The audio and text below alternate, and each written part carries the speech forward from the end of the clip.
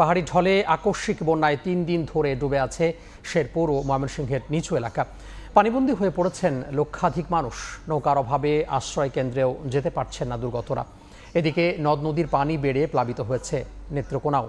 সড়কের পাশাপাশি রেল লাইনেও উঠে গেছে পানি।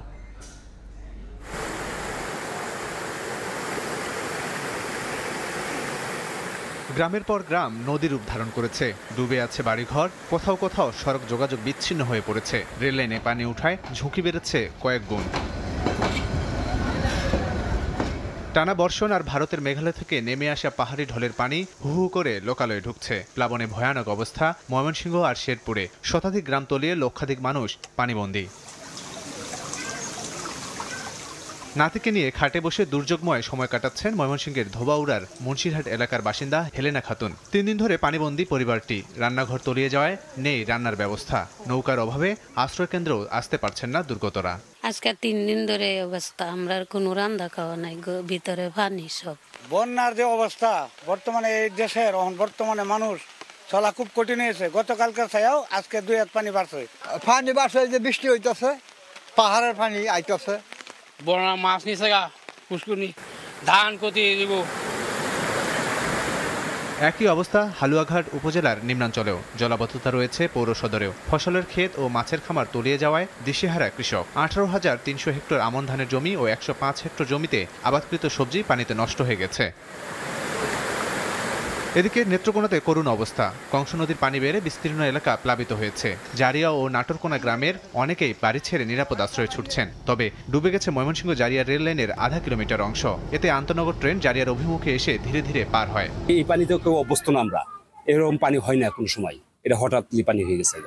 এই কংস নদীর উত্তর পাশে যত পরিবার আছে সব পানি নিচে তলায় আছে। নৌকা দেয়া বিভিন্ন যেভাবে পারতেছে আসতেছে উপরে। পানির কারণে ঠিক ঠিকানা নাই বাবা।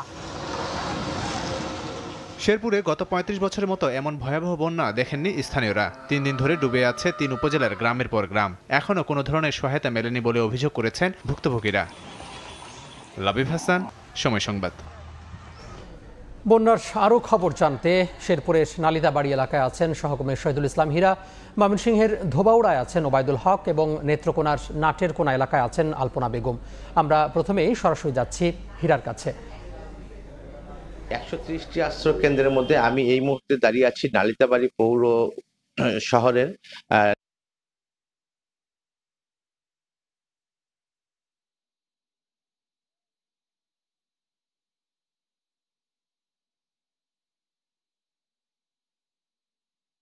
এলাকা থেকে যাদেরকে উদ্ধার করে আনা হয়েছে, বাড়িঘরে যাদের পানি, যাদের চুলো জ্বলেনি, যাদের ঘরে যাওয়ার কোনো উপায় নেই, নৌকা দিয়ে এবং সেনাবাহিনীর দল সহ স্বেচ্ছাসেবী সংগঠনের দল এই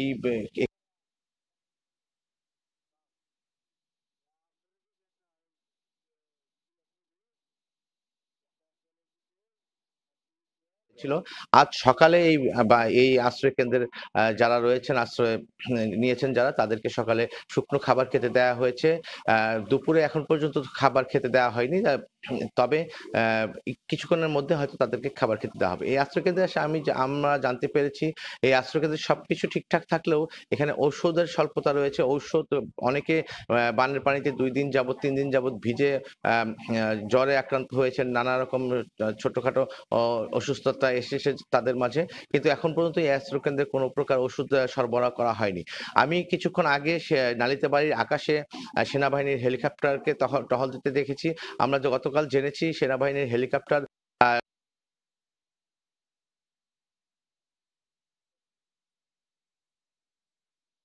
আমি নালিতাবাড়ির আকাশে সেনাবাহিনীর দুর্গম কোনো এলাকা থাকে, সেখানে যদি আটকে থাকে তাদেরকে উদ্ধার করার জন্য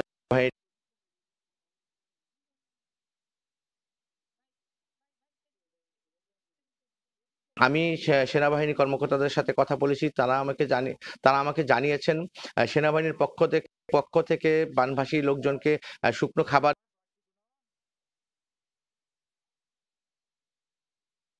জানিয়েছেন। শেরপুরে বন্যা দুর্গত শুকনো খাবার খেতে দেওয়া হচ্ছে। আমি আমি যে জেলা প্রশাসনের সাথে কথা বলেছি, তিনি আমাকে জানিয়েছেন শেরপুরে বন্যা দুর্গতদের পাশে থাকার জন্য জেলা প্রশাসন সর্বদা প্রস্তুত। এবং মানুষের এই বন্যার কারণে আসলে যে দুর্ভোগ কষ্টের চিত্র সেটি কিন্তু দেখেছি আমরা। কোনো কোনো জায়গায় দেখেছি আসলে মানুষজন 3 দিন যাবৎ পানিবন্দী, এমনকি তারা রান্নাঘরে যেতে পারেন না, এমনকি শৌচাগারে যেতে পারেন না। সেই কষ্টের চিত্র কিন্তু আমরা দেখেছি। তবে বেশ কয়েক ঘন্টা যাবৎ কিন্তু বৃষ্টি থেমেছে। এই অবস্থায় কিন্তু কিছু কিছু উঁচু জায়গায় আমরা দেখতে পাচ্ছি যে তারা পানি কিছুটা কমেছে, যার কারণে রান্নাঘরে আসতে পারছেন কেউ কেউ। তারা এই 3 দিন পর আসলে চুলা জ্বালাতে পারছেন। অন্যদিকে যেসব নিচু এলাকা রয়েছে সেগুলোতে কিন্তু এখনো হু হু করে পানি ঢুকছে এবং নতুন করে কিছু কিছু বাড়িঘর আরও প্লাবিত হচ্ছে, পানি বৃদ্ধি পাচ্ছে। সেখানে কিন্তু মানুষের সেই কষ্টের চিত্র কিন্তু আমরা আরও বেশি আমরা সকাল থেকে বিভিন্ন ছবি আমরা দেখিয়েছি যে তারা কি পরিমাণ কষ্টের মধ্য দিয়ে যাচ্ছে। তারা বলছে যে তারা তাদের জীবনে আসলে এত পরিমাণ পানি আসলে তারা কখনো দেখেননি। এই বাড়ি ঘর, রাস্তাঘাট, এমনকি ফসল ডুবে যাওয়া সবকিছু আসলে এত বেশি এবং আকস্মিক বন্যা এবং পাহাড়ি ঢলের কারণে হঠাৎ করে এত অল্প সময়ের মধ্যে আসলে এই বন্যাটি হয়েছে, যেটা তারা প্রস্তুত ছিলেন না। এবং এই এলাকায় কিন্তু এমন হয়তো পাহাড়ি ঢল মাঝে মধ্যে হয়, প্রতি বছরই হয়, কিন্তু এইসব এত বৃহৎ আকারে কিন্তু বন্যা সৃষ্টি কখনো হয় না। যার কারণে এই এলাকাগুলোতে কিন্তু যে নৌকা রাখার মতো কোনো ইয়ে থাকে না। সেই নৌকা না থাকার কারণে কিন্তু এই সাধারণ মানুষের এই যে আশ্রয় কেন্দ্রে যাওয়ার মতো অবস্থা সেটিও কিন্তু তারা যেতে পারেননি। এই অবস্থায় কিন্তু খাদ্য সংকট এবং বিশুদ্ধ পানির সংকট কিন্তু আমরা দেখেছি এবং তারা কোনো রকমের চিরা মুড়ি খেয়ে আসলে কোনো রকমে তারা দিনাতিপাত করছেন। এই অবস্থায় যে প্রশাসনের পক্ষ থেকে আসলে চেষ্টা করা হচ্ছে যে আশ্রয় কেন্দ্রগুলোতে হলেও যেন এই যে ত্রাণ সহায়তা সেগুলো পৌঁছে দেওয়ার জন্য কিন্তু তারা সকাল থেকে কাজ করছেন এবং ধোবাউড়া এবং হালুয়াঘাট 2টি উপজেলাতেই আশ্রয় কেন্দ্রগুলোতে তারা চেষ্টা করছেন যে আশ্রয় কেন্দ্রগুলোতে যারা বন্যার্ত দুর্গত মানুষজন আশ্রয় নিয়েছে সেই আশ্রয় কেন্দ্রগুলোতে অন্তত কিছু আসলে খাদ্য সহায়তা দিয়ে তাদের কষ্ট লাঘবের চেষ্টা করা। কিন্তু অন্য যারা দুর্গম এলাকাগুলো রয়েছে, বন্যা প্লাবিত রয়েছে, পানিবন্দী অবস্থা রয়েছে, তারা কিন্তু নির্ধারণ কষ্টে আসলে দিনাতিপাত করছে। তো এই ছিল ময়মনসিংহের বন্যার পরিস্থিতি। এবার আমরা চলে যাব নেত্রকোনায়, সেখানে আছেন সহকর্মী আলপনা বেগম। আপনারা জানেন যে গত টানা কয়েকদিনের যে ভারী বর্ষণ, এই বর্ষণে এবং এই পাহাড়ি ঢলে মেঘালয়ের যে চেরাপুঞ্জি সেখানে বৃষ্টি হচ্ছে, সেই ভারতের পানি এসে ময়মনসিংহের যেমন বেশ কয়েকটি জেলার উপজেলা তলিয়ে গেছে, প্লাবিত হয়েছে। আর সেই পানি এখন সেখান থেকে প্লাবিত হয়ে এখন নেত্রকোনায় ঢুকে পড়েছে এবং নেত্রকোনার যে এই ধোবাউড়ার পাশাপাশি যে উপজেলা, এই নেত্রকোনা জেলার যে উপজেলা সীমান্তবর্তী সেই কংস নদীর পারে, সেই কংস নদীর পানি উঠছে, এখন বাড়ি ঘরে ঢুকছে এবং গ্রামের উপর দিয়ে পানি যাচ্ছে। দেখা গেছে যে পূর্বতলার যে নাটেরকোনা গ্রাম রয়েছে সেখানে একেবারেই এই কংস নদীর তীরবর্তী যে বাঁধটি রয়েছে, কালীবাসের বাঁধ বলা হয়, সেই বাঁধের যে অংশ রয়েছে 1 থেকে 150 মিটার অংশ পানি উঠছে এবং ভেঙে যাচ্ছে, ভেঙে পানি প্রবাহিত হচ্ছে এবং বাড়ছেই পানি। দেখা গেছে সকালে 10টার দিকে কংস নদীর পানি বিপদসীমা 15 সেন্টিমিটার উপর দিয়ে প্রবাহিত হচ্ছে। তো হঠাৎ করে 2 থেকে 2.5 ঘন্টার মধ্যে এমন ভাবে পানির চাপ সৃষ্টি হয়েছে যে পুরো এলাকা পানিতে তলিয়ে, এবং দেখা গেছে যে জারিয়া যে রেল স্টেশনটি তল হয়ে গিয়েছে এবং আশপাশের বোধহয় এই এলাকারই 4-5 হাজার মানুষ এই পানিবন্দী হয়ে পড়েছে। এবং পাশাপাশি এটাও বলে রাখি, এটার যে পার্শ্ববর্তী যেমন কংস নদীর পাশে রয়েছে এই দুর্গাপুরের যে বেশ কয়েকটি union, Gaonkandia union, Chandigarh union এবং এই কংসর পাড়ের যে জারিয়া ইউনিয়ন রয়েছে পূর্বতলা, সেই সবগুলোই এই গ্রামগুলো এখন পানির নিচে নিমজ্জিত এবং অনেক মানুষ বাসাবাড়ি ছেড়ে চলে যাচ্ছেন আত্মীয় স্বজনের বাড়িতে। আবার অনেকেই হচ্ছে কোমর পানি মারিয়ে উঁচু স্থানে জায়গা নেওয়ার চেষ্টা করছে। তো পর্যাপ্ত পরিমাণ তারা যেটি বলেছেন যে পর্যাপ্ত পরিমাণ ত্রাণ দেওয়া হচ্ছে না। ওদিকে প্রশাসন কিছু কিছু জায়গায় ত্রাণ দিচ্ছে শোনা যাচ্ছে, কিন্তু সেটি পর্যাপ্ত না। তো এখানকার মানুষের একটি দাবি যে তাদেরকে দ্রুততার সাথে সহযোগিতা করলে তাদের কাজে আসবে। তো এখানকার যে নাটেরকোনার যে পানি, কংস নদীর পানি উঠছে গ্রামে ঢুকছে, এটাই ছিল আমার কাছে সর্বশেষ। বন্যার খবর জানাতে আমাদের সহকর্মীরা সরাসরি যুক্ত হয়েছিলেন নেত্রকোনা, ময়মনসিংহ এবং শেরপুর থেকে। কুমিল্লা, ফেনী, নোয়াখালী, লক্ষ্মীপুর সহ দক্ষিণ পূর্বাঞ্চলে সাম্প্রতিক ভয়াবহ বন্যায় 14,421 কোটি টাকার ক্ষয়ক্ষতি হয়েছে বলে জানিয়েছে centre for policy dialogue CPD. এর মধ্যে কৃষি ও বন খাতে সবচেয়ে বেশি ক্ষতি হয়েছে। এছাড়া ত্রাণ বিতরণেও সমন্বয়হীনতা খুঁজে পেয়েছে সংস্থাটি। এদিকে পরিবেশ উপদেষ্টা সৈয়দা রিজওয়ানা হাসান বলেছেন, জলবায়ু পরিবর্তনের চ্যালেঞ্জ মোকাবিলা করা না গেলে এবং অভিন্ন জলরাশি নীতিমালা না হলে ভবিষ্যতে ঝুঁকি আরও বাড়বে।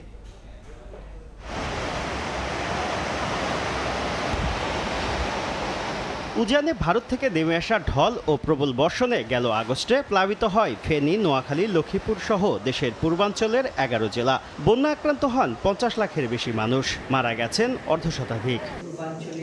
রোববার রাজধানীর ধানমন্ডিতে বন্যার ক্ষয়ক্ষতি এবং পুনর্বাসন প্রক্রিয়া নিয়ে সংবাদ সম্মেলনের আয়োজন করে বেসরকারি গবেষণা সংস্থা সিপিডি, যেখানে সংস্থাটি জানায় বন্যায় কৃষি, বনায়ন, অবকাঠামো ও ঘরবাড়ি সহ বৃহৎ 6টি খাতে 14,421 কোটি টাকা ক্ষতি হয়েছে, যা জিডিপির 0.29%।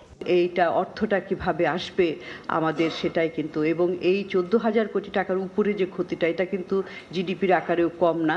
ত্রাণ বিতরণেও সমন্বয়হীনতা খুঁজে পেয়েছে সিপিডি। নোয়াখালীতে 16,43,000 মানুষ বরাদ্দ পেয়েছে 14,90,00,000 টাকা। সেই হিসেবে প্রতিজন মানুষ পেয়েছেন গড়ে 93 টাকা, অথচ সিলেটে বন্যা আক্রান্ত হয়েছে 9,500 মানুষ। ক্ষতির পরিমাণ 20,50,00,000 টাকা। সেখানে ত্রাণ বরাদ্দ দেওয়া হয়েছে 14,60,00,000 টাকা। প্রতিজনে গড়ে ত্রাণ পেয়েছে 15,320 টাকার। কিছু মানুষ এত বেশি পরিমাণে হয়তো ত্রাণ পেয়ে গেছেন, পার্টিকুলারলি হয়তো যেগুলা জেলা সদরের কাছাকাছি জায়গায়, যে তারা তাদের যে বাড়তি ত্রাণটা আছেন সেটা হয়তো আবার পুনরায় বিক্রি করেছেন। এদিকে রোববার রাজধানীর মহাখালীতে এক অনুষ্ঠানে পরিবেশ উপদেষ্টা সৈয়দা রিজওয়ানা হাসান বলেন, জলবায়ু পরিবর্তনের কারণে বিভিন্ন স্থানে বন্যা পরিস্থিতির সৃষ্টি হচ্ছে। অভিন্ন জলরাশি নীতিমালা না হলে ভবিষ্যতে ঝুঁকি আরও বাড়বে বলে জানান তিনি। কি পরিমাণ বৃষ্টিপাত উজানে হচ্ছে, কতটুকুন কয়টা স্ট্রাকচার আছে আন্তর্জাতিক নদীগুলোর উপর, কতটুকুন পানি ছেড়ে দেওয়া হবে, এগুলোর যদি আমাদের আগাম সতর্কতার সমঝোতা না থাকে, তাহলে বাংলাদেশের মানুষের জন্য এর প্রভাব মোকাবেলা কিন্তু কষ্টকর হয়ে উঠবে। জলবায়ুর বিরূপ প্রভাব মোকাবিলায় সরকারের পাশাপাশি সবাইকে একযোগে কাজ করার আহ্বান জানান পরিবেশ উপদেষ্টা। শুভ খান, সময় সংবাদ, ঢাকা। সেনা সদর নির্বাচনী পর্ষদ 2024-এর আনুষ্ঠানিক উদ্বোধন করলেন প্রধান উপদেষ্টা ডক্টর মোহাম্মদ ইউনূস। সকালে সেনা সদর দপ্তরে বাৎসরিক এই আয়োজনের উদ্বোধনী বৈঠক হয়। বাহিনীর নীতি নির্ধারণী পর্যায়ের এই বৈঠকে উপস্থিত ছিলেন সেনাপ্রধান সহ বাহিনীর ঊর্ধ্বতন কর্মকর্তারা। প্রথম পর্বের এই পদোন্নতি পর্ষদে সেনাবাহিনীর কর্নেল ও লেফটেন্যান্ট কর্নেল পদবীর যোগ্য কর্মকর্তারা পরবর্তী পদোন্নতির জন্য বিবেচিত হবেন। প্রধান উপদেষ্টা পদোন্নতির জন্য অফিসারদের পেশাগত দক্ষতা, নেতৃত্বের গুণাবলী, শৃঙ্খলার মান, সততা, বিশ্বস্ততা ও আনুগত্যের উপর গুরুত্ব আরোপ করার নির্দেশনা দেন। তিনি বলেন, দেশের ক্রান্তি লগ্নে সেনাবাহিনী দেশের মানুষের পাশে দাঁড়িয়েছে এবং একটি অন্তর্বর্তীকালীন সরকার গঠনের প্রক্রিয়াকে ত্বরান্বিত করে দেশকে এক অস্থিতিশীল পরিস্থিতির হাত থেকে রক্ষা করেছেন।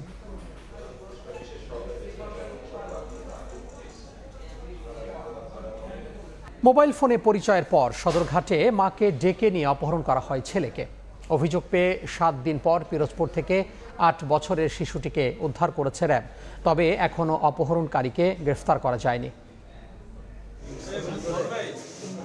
গত 30 সেপ্টেম্বর পূর্ব পরিচিত বাদলের সঙ্গে দেখা করতে সদরঘাটের সোয়ারিঘাটে যান বিলকিস। এ সময় সঙ্গে ছিল তার ছেলে 8 বছর বয়সী আব্দুল্লাহ নূর তুষার। সেখানে খাবার কিনে দেওয়ার কথা বলে বিলকিসের কাছ থেকে তুষারকে নিয়ে পালিয়ে যায় বাদল। পিরোজপুরে একটি বাড়িতে আটকে রেখে ছোট্ট শিশুটির উপর চালানো হয় নির্যাতন। পরিবারের কাছে চাওয়া হয় 2 লক্ষ টাকা মুক্তিপণ। বেশি কথা বললাম দাও দেয়া তোর আম্মুরে বল যেন টাকা দিতে, নাহলে তোরা মেরে ফেলাম। এমন অবস্থায় কোতোয়ালি থানায় অভিযোগ করে তুষারের পরিবার। তাকে উদ্ধারে মাঠে নামে আইন শৃঙ্খলা রক্ষা বাহিনী। শনিবার রাতে অভিযান চালিয়ে পিরোজপুরের মঠবাড়িয়া থেকে তাকে উদ্ধার করে র্যাব। মিডিয়া শাখার পরিচালক জানান, মোবাইল ফোনে তুষারের মা বিলকিসের সাথে বাদলের পরিচয়। বিশ্বাস অর্জন করে এক পর্যায়ে পরিকল্পিতভাবে অপহরণ করা হয় তাকে। পরিচয়ের মাধ্যমে তাকে ফাঁদে ফেলে তাকে প্রথমে একটি জায়গায় দেখা করে, তার পরবর্তীতে আরেকটু তার বিশ্বস্ততা অর্জন করার মাধ্যমে তাকে পরবর্তীতে আরও একটা জায়গায় নিয়ে যায়। সেখানে নিয়ে যাওয়ার পরে মূলত চিপস কিনে দেওয়ার কথা বলে তাকে ছেলেটাকে মার কাছ থেকে আলাদা করে নেয়। নিয়ে যাওয়ার পরে তাকে একটি বাসে করে তাকে সরাসরি সে নিয়ে যায় হচ্ছে মঠবাড়িয়াতে। শিশুটি উদ্ধার হলে র্যাবের উপস্থিতি টের পেয়ে পালিয়ে যায় অপহরণকারীরা। তার মা তাকে উদ্ধারের জন্য কিছু টাকাও পেমেন্ট করেছিল। আল আমিন তুষার, সময় সংবাদ, ঢাকা। সাবেক পরিকল্পনা মন্ত্রী এম এ মান্নানের জামিন আবেদন নামঞ্জুর করেছেন আদালত। দুপুরে সুনামগঞ্জের দ্রুত বিচার ট্রাইব্যুনালের বিচারক নির্জন কুমার মিত্রের আদালতে জামিন আবেদন করেন তার আইনজীবী। শুনানি শেষে আবেদন নামঞ্জুর করেন বিচারক। বৈষম্য বিরোধী ছাত্র আন্দোলনে হামলা মামলায় 20 সেপ্টেম্বর তাকে গ্রেফতার করা হয়। কারাগারে অসুস্থ হয়ে পড়লে তাকে Sylhet MAG Osmani medical college হাসপাতালে ভর্তি করা হয়।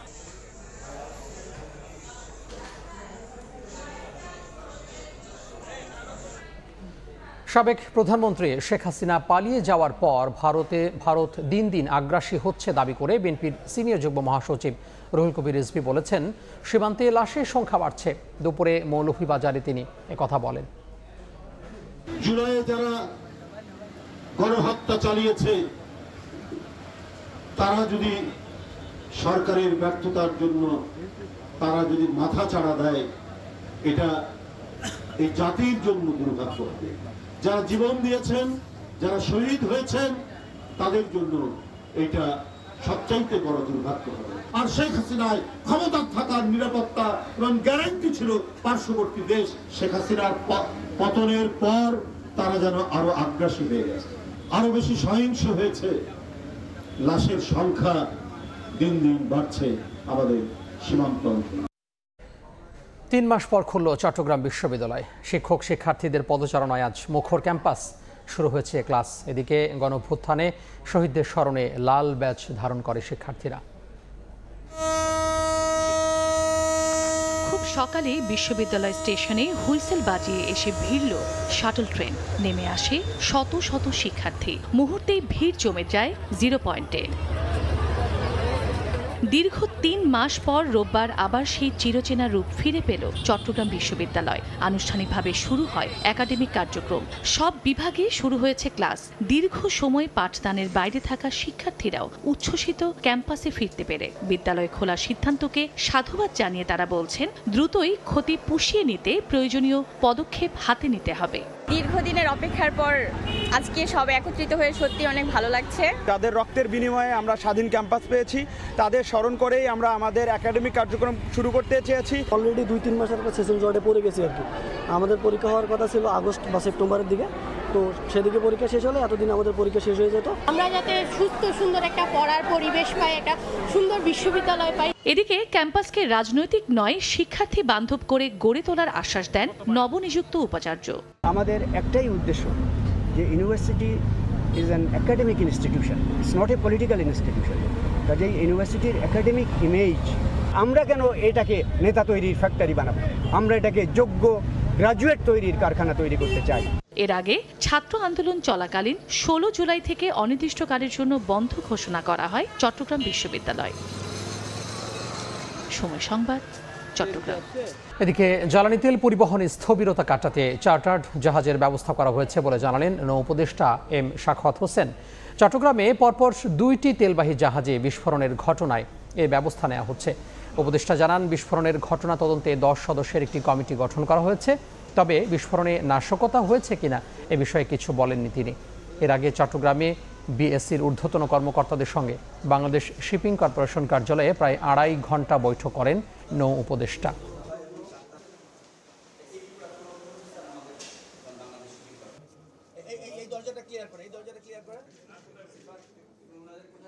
দশ জনের একটা কমিটি তৈরি হয়েছে। এখানে ওনারা আসবেন, এখান থেকে ইনকোয়ারি শুরু হবে। দরকার হলে তারা অন দ্য স্পট যাবেন, জাহাজগুলো দেখবেন যে বিষয়টা কি, কোনো এই ধরনের যেগুলো মানুষ সন্দেহ করছে সেই ধরনের কোনো কিছু আছে কিনা। কোনো অনুমান ভিত্তিক কোনো কথা বলতে চাই না। ইনকোয়ারি হবে এবং যত তাড়াতাড়ি সম্ভব ইনকোয়ারি হবে।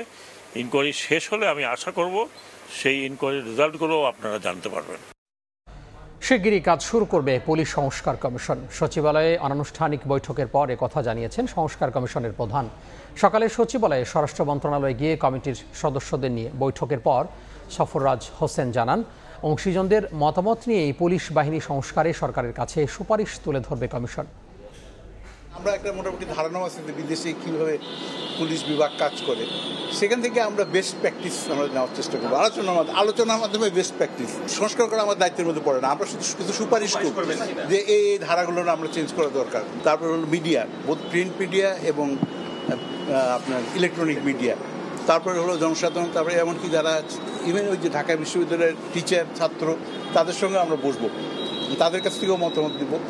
শিক্ষিত লোক যেখানে আছে, দেখলাম ইন্টেলিজেন্স নিয়ে যেখানে আছে, আমরা মোটামুটি বিভিন্ন গ্রুপের সঙ্গে আমরা করবো। আর ফাইনালি হয়তো চেষ্টা করব, আমরা চিন্তা করছি সময় পারমিট করলে আমরা একটা ওয়েবসাইটও দিব, যে যাতে জনসাধারণ তাদের মতামত দিতে পারে। ফুটওভার ব্রিজ থাকলেও হেঁটেই সড়ক পার হচ্ছেন পথচারী। সরু সড়কে 6 কোটি টাকার বেশি ব্যয়ের এমন প্রকল্প লুটপাটের জন্য নেওয়া হয় বলে অভিযোগ নগরবাসীর। আর জনসচেতনতা বাড়াতে কাজ করার আশ্বাস সিলেট সিটি কর্পোরেশন ও ট্রাফিক বিভাগের। দিগেন সিংহের ছবিতে জয়ন্ত কুমার দাসের রিপোর্ট।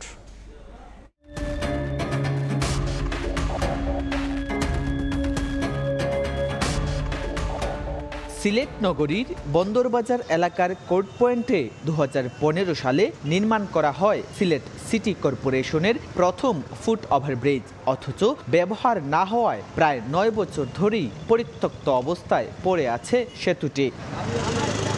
প্রয়োজনের বিবেচনা না করেই 2021 ও 2022 সালে নগরীর টিলাগড়ে এমসি কলেজের সামনে, আখালিয়ার শাহজালাল বিজ্ঞান ও প্রযুক্তি বিশ্ববিদ্যালয়ের সামনে এবং দক্ষিণ সুরমার হুমায়ুন রশিদ চত্বরের পাশে আরও 3টি ফুট ওভারব্রিজ নির্মাণ করে সিটি কর্পোরেশন।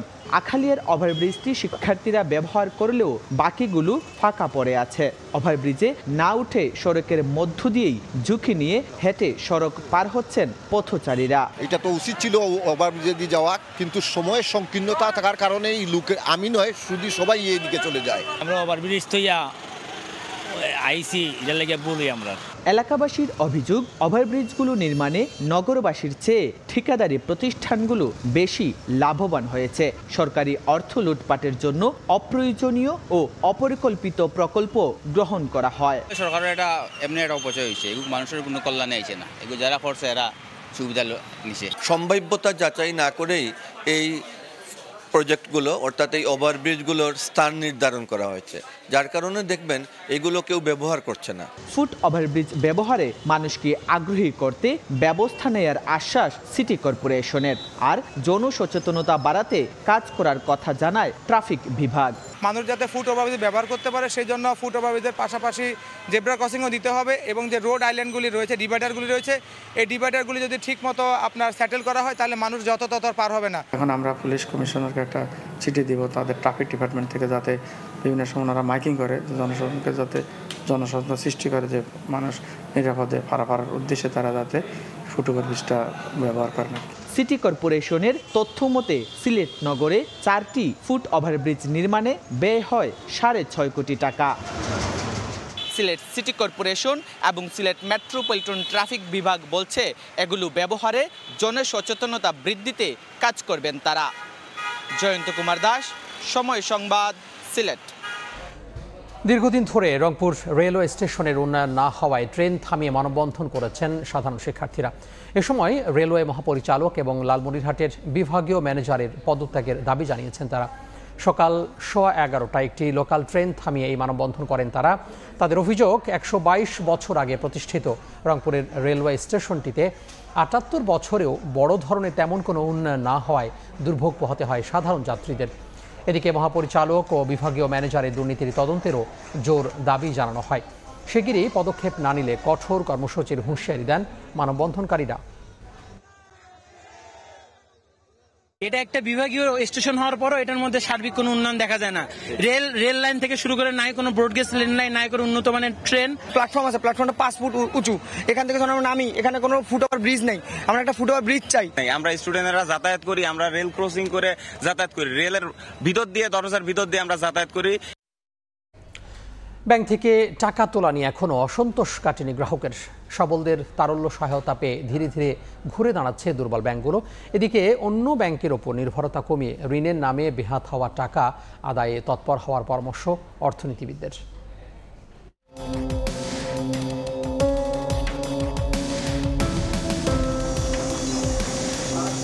অনিয়ম, দুর্নীতি আর অর্থ পাচারের জাতাকলে গ্রাহকের আস্থা সংকটের খাদে পড়েছে দেশের বেশ কয়েকটি বেসরকারি ব্যাংক, যেখানে নিজের জমানো টাকা তুলতে এসেও হতাশ হতে হচ্ছে আমানতকারীদের। যদিও ব্যাংকগুলো অর্থ সংকট আগের চেয়ে কিছুটা কেটেছে বলে মত তাদের। লাগবে 10,000 টাকা, তারা যদি 5,000 টাকা চেক দিতে তাহলে সে কি করবো? ক্যাশ অ্যাভেলেবেল দিতে পারে নাই, কিন্তু এখন আগে থেকে ভালো দিচ্ছে।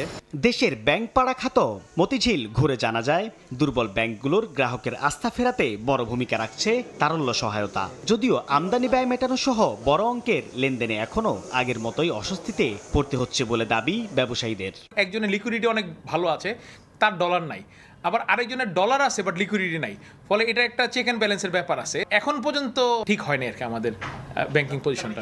বাস্তবতা স্বীকার করে সোশ্যাল ইসলামী ব্যাংকের ব্যবস্থাপনা পরিচালক বলছেন, বেতন বোনাস পরিশোধ সহ জনসম্পৃক্ত সেবা নিশ্চিত করতে দরকারি অর্থসার আগে করছেন তারা। তবে ব্যবস্থাপনা পর্যায়ে দক্ষতা আর স্বচ্ছতা ফেরাতে পারলে সহজে পূরণ করা যাবে গ্রাহকের দাবি। আমাদেরকে যারা সাপোর্ট দেওয়ার কথা তারা আমাদের অ্যাকাউন্ট ক্রেডিট করছেন, তা আমরা এটা যাতে প্রুডেন্টলি ইউটিলাইজ করা যায় সেজন্য আমরা আমাদের একটা পরিকল্পনা করেছি।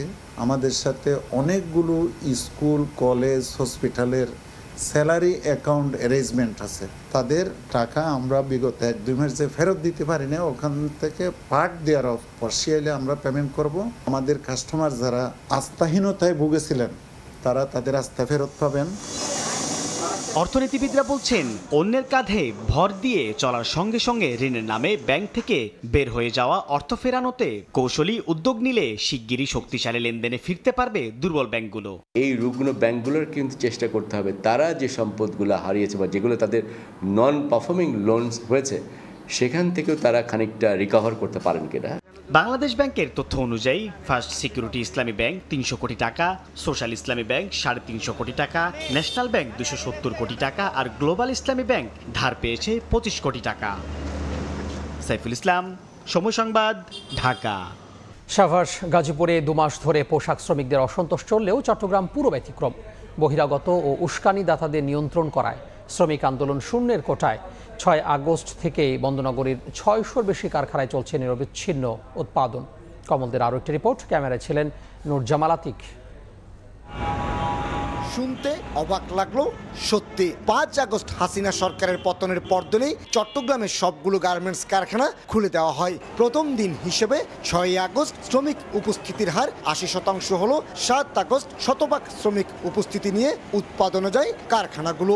এরপর থেকে কোনো রকম সংকট ছাড়াই চলছে তৈরি পোশাক উৎপাদন। বেতন ভাতা নিয়মিত পরিশোধ হয়, শ্রমিকেরাও স্বাচ্ছন্দ্যে কর্মস্থলে আসছেন। চট্টগ্রামের গার্মেন্টস যেহেতু শ্রমিক বান্ধব পরিবেশে, সুতরাং সবাই হ্যাপিলি কাজ করতেছে। এখানে অনেক সুন্দর কাজের পরিবেশ, তার জন্য হচ্ছে না আন্দোলন। তবে সাভার, আশুলিয়া, গাজীপুরে শ্রমিক অসন্তোষ মাথায় রেখে চট্টগ্রামের নিরাপত্তা সাজিয়ে নিয়েছে শিল্প পুলিশ।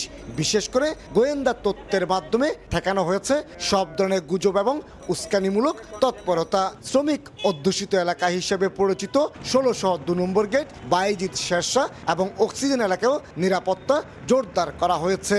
শ্রমিক এবং মালিকের মধ্যে একটা সেতু বন্ধন তৈরি করতে পারি আমরা, এবং তার সাথে সাথে যত ধরনের নিরাপত্তা ব্যবস্থা নেওয়া দরকার সকল ধরনের সার্বিক নিরাপত্তা আমরা নিয়েছি। বিজিএমই এর দাবি, নাশকতা ঠেকাতে চট্টগ্রামের গার্মেন্টস মালিকেরা যেমন প্রশাসনের সহযোগিতা পেয়েছেন, তেমনি নিজেরাও কারখানায় উপস্থিত থেকে পরিস্থিতি নিয়ন্ত্রণ করছেন।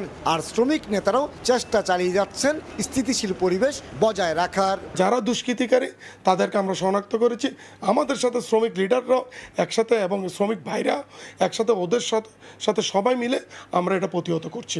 যারা গার্মেন্টসে যারা কাজ করে তারা হলে তাদেরকে আমরা ডাকার পরে কথা বলি এবং মত বিনিময় করি। প্রয়োজনে আমরা বিজিএমইকে ডাকলেও তারা সাড়া দেয়। চট্টগ্রামে 456টি গার্মেন্টস কারখানায় 11 লাখের বেশি শ্রমিক কর্মরত রয়েছেন। এছাড়া চট্টগ্রাম ইপিজেড, কোরিয়ান এবং কর্ণফুলী ইপিজেডে গার্মেন্টস কারখানা রয়েছে 150টি, যেখানে শ্রমিকের সংখ্যা প্রায় 2 লাখ। কমল দে, সময় সংবাদ, চট্টগ্রাম। 4 দশক ধরে আপনার ফাইন্যান্সিয়াল পার্টনার আইডিএলসি। দুর্গাপূজার সামনে রেখে সারা দেশে নেওয়া হয়েছে কয়েক স্তরের নিরাপত্তা ব্যবস্থা। 32,500-এর বেশি মণ্ডপে থাকবে কঠোর নজরদারি, এমন তথ্য জানিয়েছেন পুলিশের এআইজি এনামুল হক সাগর। নির্বিঘ্নে সবাইকে মন্দিরে যাওয়ার আহ্বান জানিয়েছেন তিনি। দরজায় কড়া নাড়ছে শারদীয় দুর্গোৎসব। মন্দিরগুলোতে ইতিমধ্যেই প্রস্তুতি শেষ হয়েছে, চলছে সাজসজ্জার খুঁটিনাটি। তবে হিন্দু বৌদ্ধ খ্রিস্টান ঐক্য পরিষদ বলছে গত 15 দিনে 13টি জেলার 17টি মণ্ডপে হামলার ঘটনায় কিছুটা শঙ্কাও আছে মানুষের মনে। যদিও বাংলাদেশ পুলিশের মতে শঙ্কার কোনো কারণ নেই, সবগুলো ঘটনাতেই পদক্ষেপ নেওয়া হয়েছে। পূজার আগে পরে এবং পূজা পরবর্তী সময়েও মাঠে থাকবেন তারা। সময় সংবাদকে দেয়া সাক্ষাৎকারে পুলিশের এই ঊর্ধ্বতন কর্মকর্তা বলেন, দেশের সব মন্দির সিসিটিভি ক্যামেরার আওতায় আনা হয়েছে। সদর দফতরে খোলা হয়েছে মনিটরিং সেল। আমাদের গোয়েন্দা নজরদারিও কিন্তু বৃদ্ধি করা হয়েছে এবং আমাদের যে নিয়মিত প্যাট্রোলিং রয়েছে সেগুলো বৃদ্ধি করা হয়েছে এবং পূজা মণ্ডপের কেন্দ্রিক যে নিরাপত্তা প্যাট্রোলিং সেটিও কিন্তু বাড়ানো হয়েছে। এছাড়াও আমাদের বোম ডিসপোজাল টিম, আমাদের quick response team, crisis response team, সোয়াট টিম, এগুলো কিন্তু আমাদের প্রস্তুত রয়েছে। মন্দির ও মণ্ডপের পাশাপাশি অনাকাঙ্ক্ষিত পরিস্থিতি সামলাতে 999 তো বটেই, পূজার জন্য থাকবে আলাদা জরুরি সহায়তা সেবা। যদি কারো কাছে কোনো ধরনের তথ্য থাকে তাহলে যেন জাতীয় জরুরি সেবা 999-এ জানানো হয় অথবা নিকটস্থ থানায় জানানো হয়। এছাড়াও কিন্তু আমাদের সেন্ট্রালি কিন্তু পুলিশ হেডকোয়ার্টার্সের একটি কন্ট্রোল রুম রয়েছে পূজা কেন্দ্রিক, এবং প্রতিটি জেলায় কিন্তু আলাদাভাবে কন্ট্রোল রুম স্থাপন করা হয়েছে। বাংলাদেশের সাম্প্রদায়িক সম্প্রীতি কোনোভাবে যাতে নষ্ট না হয় সে ব্যাপারে সব ধরনের মানুষের সহযোগিতাও চেয়েছেন এই কর্মকর্তা। এটি একটি সার্বজনীন উৎসব, আবহমান কাল ধরে। আতিকুর রহমান তামাল, সময় সংবাদ, ঢাকা। দক্ষিণ আফ্রিকায় সন্ত্রাসীদের গুলিতে নাইম হাসান নামে এক প্রবাসী বাংলাদেশি নিহত হয়েছেন। শুক্রবার রাতে পর্যটন নগরী কেপটাউনে নাইমের কাছে চাঁদা দাবি করে সন্ত্রাসীরা। এই সময় চাঁদা দিতে দেরি করায় নাইমকে লক্ষ্য করে গুলি ছোঁড়ে। পরে হাসপাতালে নেওয়ার পর চিকিৎসক নাইমকে মৃত ঘোষণা করেন। নিহত নাইম হোসেনের বাড়ি নোয়াখালীর সোনাইমুড়ি উপজেলায়।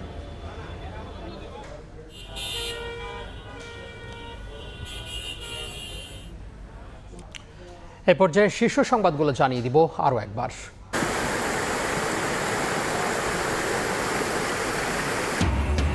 3 দিন ধরে ভাসছে শেরপুর ময়মনসিংহের নিচু এলাকা। নদীর পানি বেড়ে নেত্রেকোনাতেও প্লাবন। নোয়াখালীর বেশি দুর্গত এলাকায় গেছে কম ত্রাণ বলছে সিপিডি। এবং মোবাইল ফোনে পরিচয়, রাজধানীর সদরঘাটে ডেকে নিয়ে 8 বছরের ছেলেকে অপহরণ। 7 দিন পর পিরোজপুর থেকে উদ্ধার অধরা অভিযুক্ত।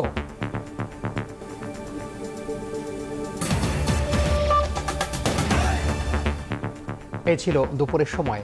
সঙ্গে থাকুন সময়।